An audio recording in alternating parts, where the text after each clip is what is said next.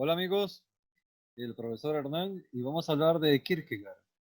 Y en este capítulo vamos a hablar de el ataque de Kierkegaard al falso cristianismo.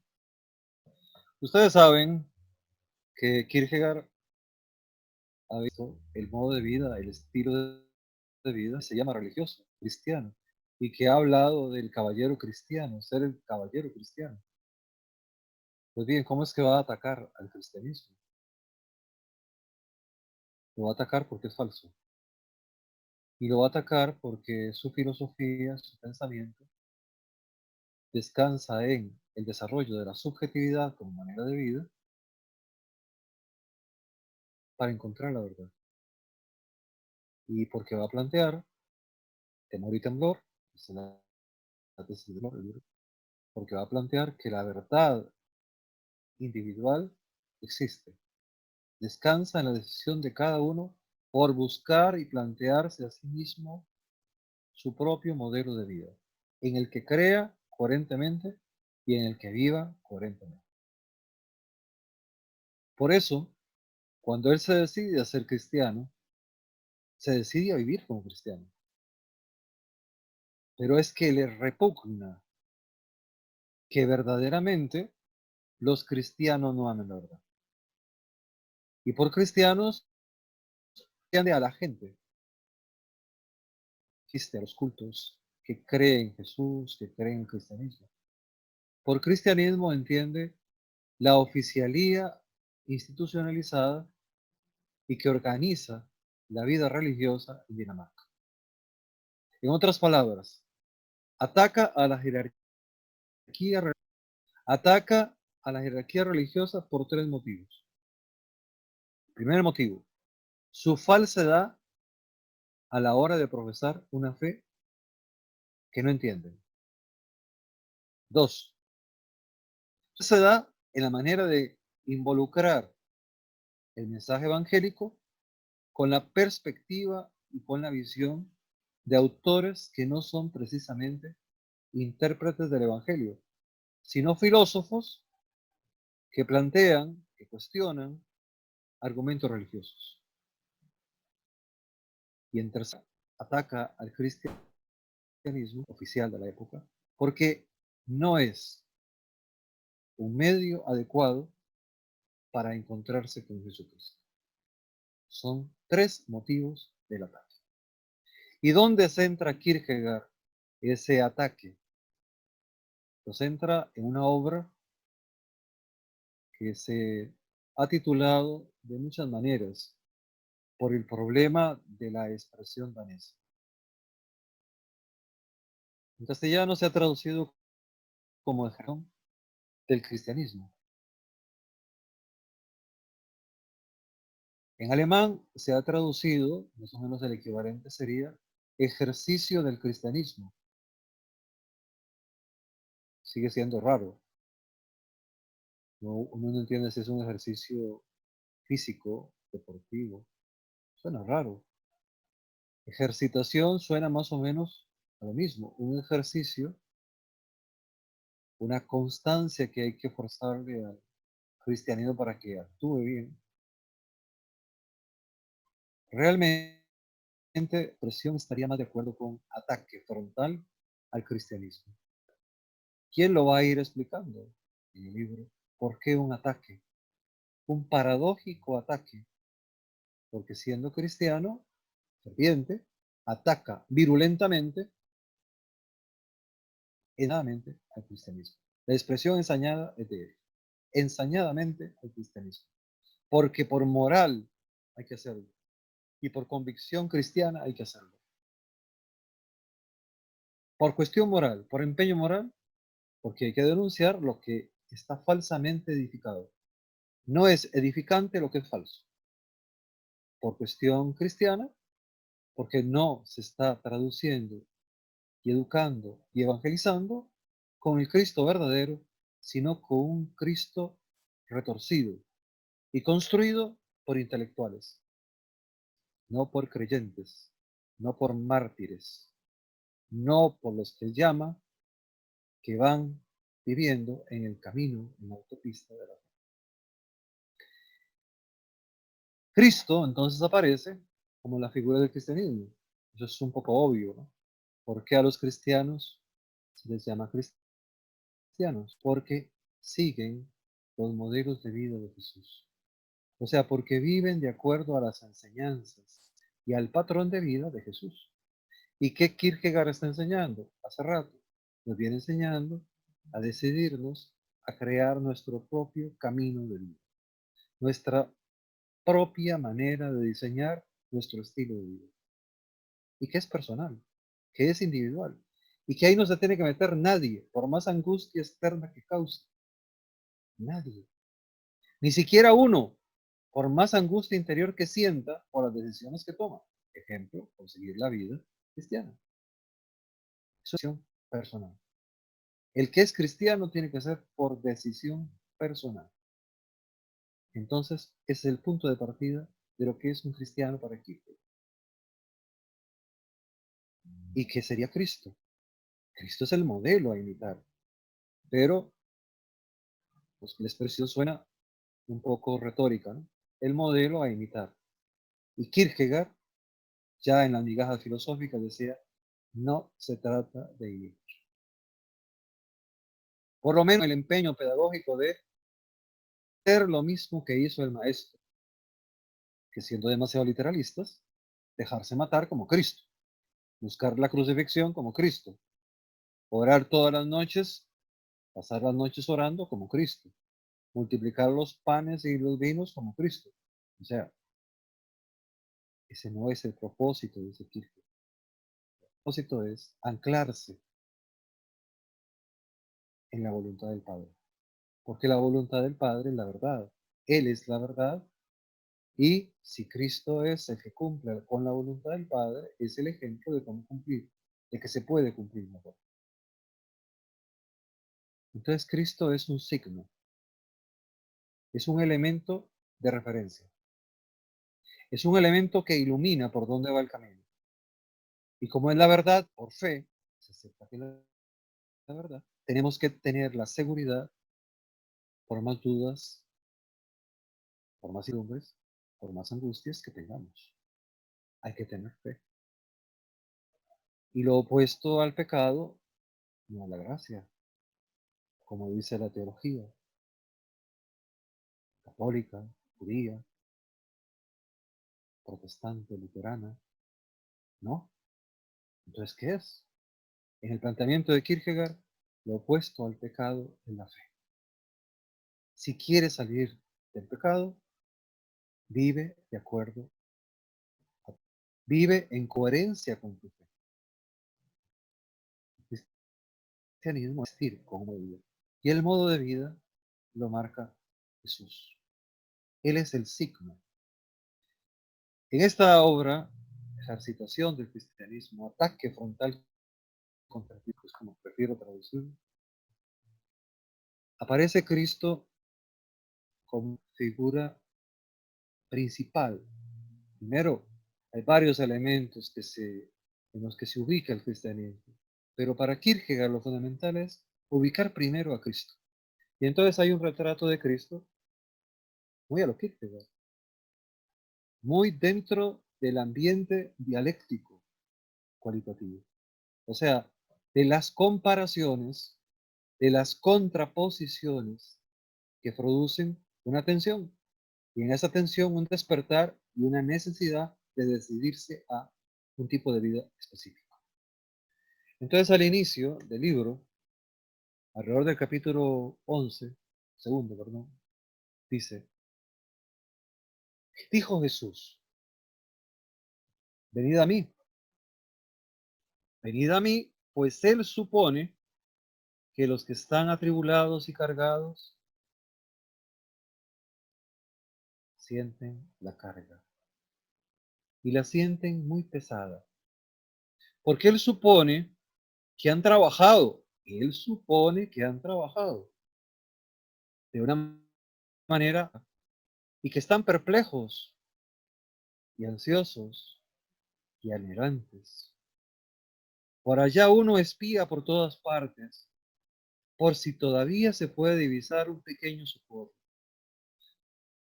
Por allá, el gentío inclina los ojos hacia el suelo, porque ya no encontró más alivio que tirarse al suelo.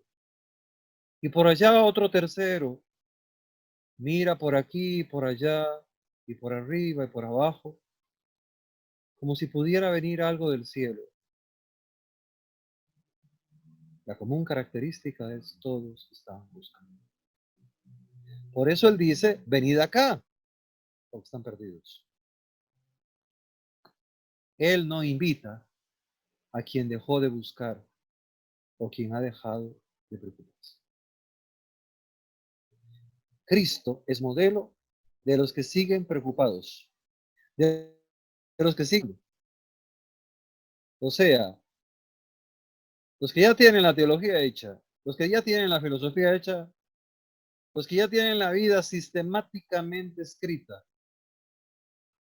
todos los días hacen lo mismo. Son una repetición en vida del día anterior, de su estilo de vida. Una repetición escrita. Kant podría ser el ejemplo más estereotipado, tal vez un poco exagerado. No sabemos si Kant era tan metódico como describe. Pero el Jesús que Kierkegaard propone es uno que reconoce el esfuerzo, el cansancio, al que sigue trabajando, al que sigue preocupado. Y por eso le dice, venid acá, para que descansen. Pero también sabe, venid acá porque están perdidos, confundidos. Venid acá porque espera que se vayan a morir. Oh, humana compasión. Él grita, venid a mí. Y ya está viniendo él a él. Oh, humana compasión. Quizás seas a veces respetable con tu dominio de ti mismo. Quizá también a veces sea verdadero e íntimo toda tu compasión, cuando renuncias a preguntar a aquel de quien sospechas que vive y padece un sufrimiento, pero cuántas veces no se debe a esto precisamente, a que eres algo prudente, que no deseas enterarte excesivamente. Oh humana compasión, cuántas veces eres solamente vana curiosidad y no compasión. Cuando osas, por ejemplo, entrometerte en el secreto de una persona que sufre, y qué frecuencia no has sentido como un estorbo, casi como un amigo, que alguien acepte tu invitación y te diga, voy a buscarte. Pero ¿ah? Aquel, el que se decidió hacer la invitación, aquel que se decidió hacer de su vida un convidador, aquel que dice esa libertadora palabra, venid aquí, venid a mí, no se engaña a sí mismo al decir esta palabra, ni tampoco te engaña a ti si llegas a él. Y ahí encontrarás entonces el verdadero descanso, arrojándote en él con toda tu carga. Entonces aquí hay un peso de confianza y de epistemología, ¿verdad? Pero también un peso de identificación con el sujeto. El sujeto que es modelo del cristianismo es un invitador, es una persona de coherencia de vida, con un discurso coherente y con obras que certifican su discurso. En consecuencia, no se trata de un charlatán, no se trata de un improvisado, se trata de alguien que vive coherentemente desde hace mucho en un estilo de vida específico, de abnegación, de entrega a los demás, de preocupación por los demás. Ese es el modelo de imitación, de seguimiento que propone Kierkegaard. Seguir a ese. Ese Jesús es entonces un símbolo o dicho con palabras de Kierkegaard, un signo. ¿Un signo para quién? Y entonces, claro, la respuesta que se educa, que se institucionaliza desde la teología, desde sismos guiados por la jerarquía, por los sacerdotes. Los sacerdotes son los que escuchan a Dios, los pastores son los que escuchan a Dios y todo transmiten. Este Cristo es educado, es transmitido por los sacerdotes, por los pastores, por los teólogos. Y Kierkegaard revienta contra ese postulado del falso cristianismo. No, señores. Cristo no es el modelo teórico. Cristo es un modelo de carne y hueso, porque es un signo que tuvo existencia de carne y hueso.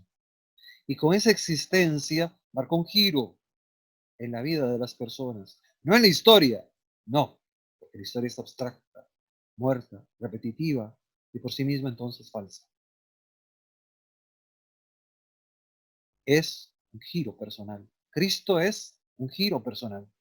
El giro de que podemos torcer nuestra vida en una dirección correcta, llena de verdad, pero increíblemente sufrida, increíblemente amorosa, increíblemente más allá del mundo de las cosas concretas y finitas. Porque es un mundo de la relación de fe, de un existente, una disposición de ánimo que se llama el acceso a la fe. Cristo es entonces una persona signo, una persona signo. ¿Signo para quiénes? Para los sacerdotes, ya dijimos, ¿no? Para todos los que se decidan a tirarse a la autopista, para todos. Entonces no tiene validez tratar de poseer el dictamen final de cómo hay que seguir aquí. Entonces, los sacerdotes, la institución, la teología, no tiene razón de mezclar el seguimiento de Cristo y la interpretación de ese seguimiento de Cristo con teorías ajenas al Evangelio. El Evangelio se interpreta por el Evangelio mismo y por la vida de Cristo. ¿Por qué van a poner en medio a Aristóteles? Crítica al ambiente católico escolástico. ¿Por qué van a poner en medio a Platón? Crítica al neoplatonismo agustiniano. ¿Por qué van a poner en medio a Hegel? Crítica al protestantismo alemán del siglo XIX. ¿Por qué no leen el Evangelio? ¿Por qué lo complican con teorías abstractas? ¿Por qué no encuentran al signo que es Jesús? ¿Por qué no encuentran que Jesús es un signo? Quiere decir una señal con diálogo, bueno, más elocuente que el concepto que se convierte en palabra. ¿Por qué están tan ciegos? Entonces todas las metáforas que usa el Antiguo Testamento para hablar de los ciegos que tienen ojos, pero que no ven, que tienen oídos, pero que no escuchan, las aplica al cristianismo oficial, al cristianismo institucionalizado. Repito, no a los cristianos, no a los cristianos sencillos, que son creyentes sencillos, sino a los cristianos tipo fariseo, tipo teólogo oficial, erudito, que hace una teoría y a partir de la teoría construye la vida que según esta teoría tienen que practicar los cristianos. A mitad del libro encuentra Kierkegaard el momento para reafirmar una vez más que Jesús es el signo. Él es el signo. Un signo de contradicción. Aquí tenemos algo. Es un signo, pero es un signo de contradicción. Son palabras tomadas del Evangelio de San Lucas. Él está ahí como signo, pero en él está la incognoscibilidad. Por lo tanto, la comunicación fluida, sin intermediarios, es imposible, porque él por sí mismo es incognoscible. Dios, si es hombre, vean aquí el problema que tiene Jesús. Si es Dios, todo, pero si es hombre, no sabe muchas cosas, nada más las que va entendiendo, intuyendo. Ese es Jesús, para él mismo él es un incognoscible. Pero Dios en grado sumo es lo incognoscible para el hombre. Así que el pobre Jesús es una fusión incognoscible. Y para uno, como ser humano, como ente finito, le resulta incognoscible conocer a Dios, conocer a Jesús. Por lo tanto, este signo hace toda comunicación directa resulta. ¿Sí? Él habla, pero entenderlo totalmente. Lo que se llama entenderlo, como decía en el concepto de la angustia, ¿qué significa entenderlo? De muchas formas. Entender este signo tan contradictorio, ya de por sí contradictorio, nos asegura que no es tan fácil como entender la palabra entender. Es imposible. Para que la comunicación de un comunicante sea completamente directa y clara, es necesario que no solamente la comunicación sea directa, sino también que el mismo comunicador esté directamente comunicando. ¿Sí? Que el comunicador directo sea el que esté comunicando. Cuando alguien dice directamente, yo soy Dios, mi Padre y yo somos una sola cosa. Creamos, y es que creamos que estamos ante una comunicación realmente directa. Mas si aquel que lo dice es, es ese hombre individual, un hombre individual, ya no es Jesús, es un hombre individual completamente como cualquier otro. Entonces os aseguro que esa comunicación deja de ser totalmente directa y viene intermediario, puesto que no es precisamente muy directo, ni mucho menos un Dios, tendremos que decir que esa comunicación no es totalmente directa. La comunicación contiene una contradicción, la comunicación. Al estar implicado en ella el que comunica, la comunicación trata de permanecer, pero resulta siempre indirecta. Sí, aunque nos enfrentemos a una elección, siempre llegamos a que la comunicación ha sido indirecta y que la necesidad de elegir siempre permanece. La comunicación nos ha enfrentado a este hecho. Si lo quieres, puedes creer en él. Y si lo quieres, puedes no. El signo de contradicción que es Jesús enfrenta directamente al que quiere creer. Y le dice, pero usted va a creer totalmente en lo que él dice. Le va a creer a él como persona. O le va a creer a los teólogos, al individuo teólogo, al individuo que ha escrito el libro de teología moral, al que ha puesto las notas en la Biblia. O le va a creer a él. Era el predicador Mutzen, que era el predicador más prestigioso de Dinamarca en ese momento, que había sido amigo de Kierkegaard y al que Kierkegaard le había dedicado su tesis doctoral, a mi querido Herr Doctor Profesor en Teología Sagrada, Theodor Mutzen. Y es al mismo al que le está refutando años después que su cristianismo es una fábula, una pirueta de maniquí. Así se lo dice. Una falsedad, una ilusión. porque está vestido con el ropaje de los filósofos paganos, en lugar de estar siguiendo la voz del que dice, venid a mí, porque soy el camino, porque estáis cansados, porque sé que estáis desorientados. Entonces no puede haber una vida auténticamente cristiana cuando el modelo esté equivocado, y en lugar de seguir al que es modelo y de contradicción, se sigue al pastor, que es un modelo de corrupción, de intelectualidad, de erudición. Y Kierkegaard llega a tener frases muy hirientes en el diario hacia los pastores. Parece que para ser pastor primero hay que llevar un curso de economía, más que un curso de hermenéutica. ¿Cuál es el modelo?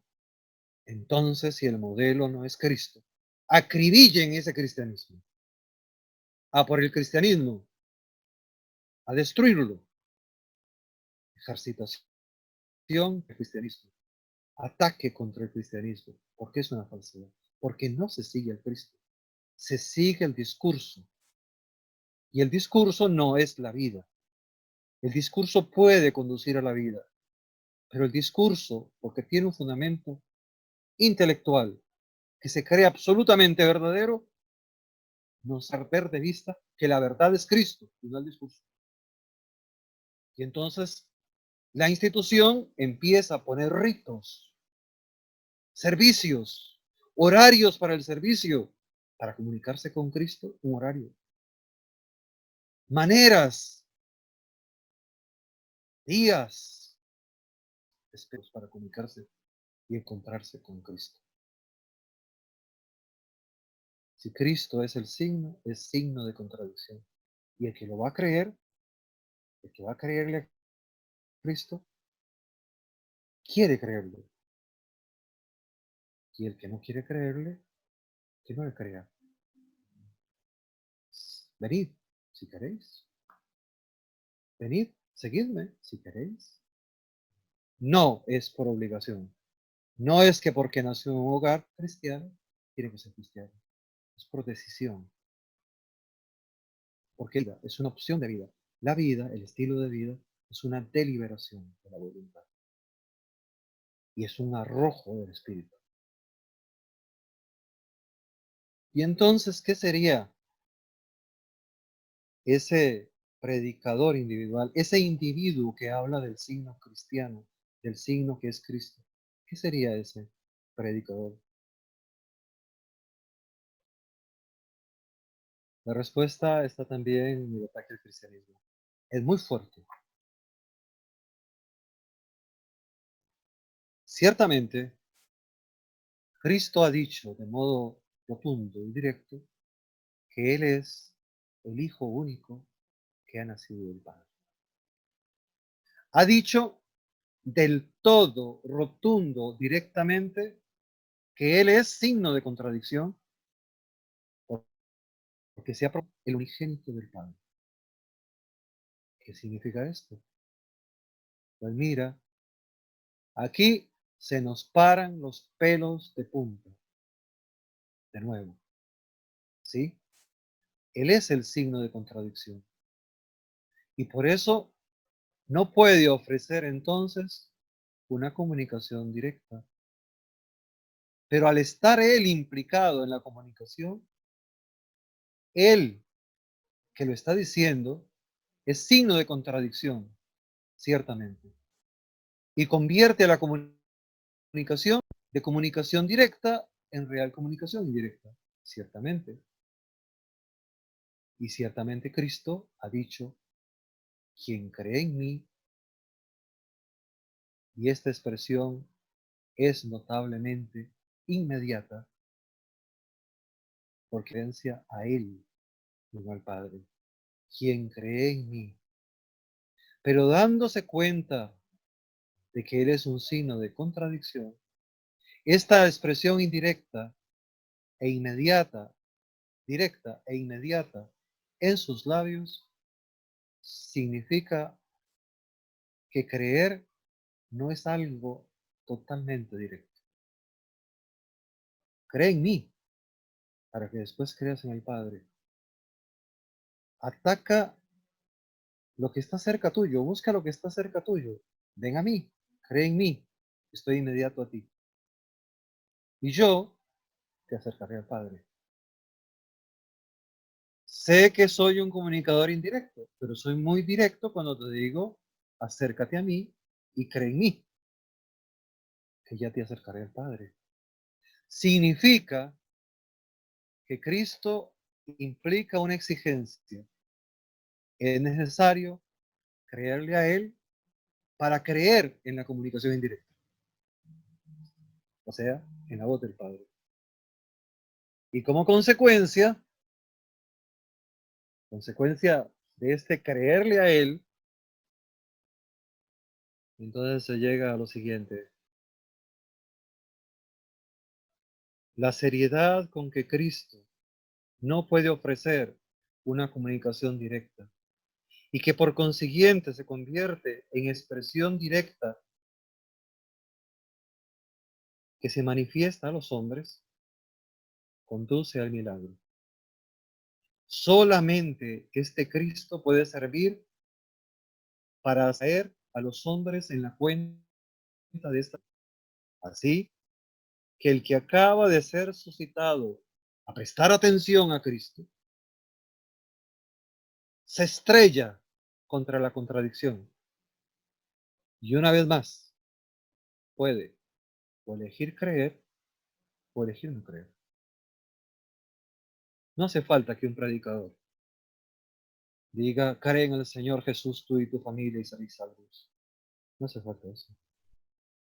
Pero sí hace falta escuchar a Jesús, estar cerca de Él, la cercanía con el modelo, la vida religiosa, el estado de vida religioso que pregona Kierkegaard, en la identificación cercana con el más cercano para el cristiano, que es Cristo.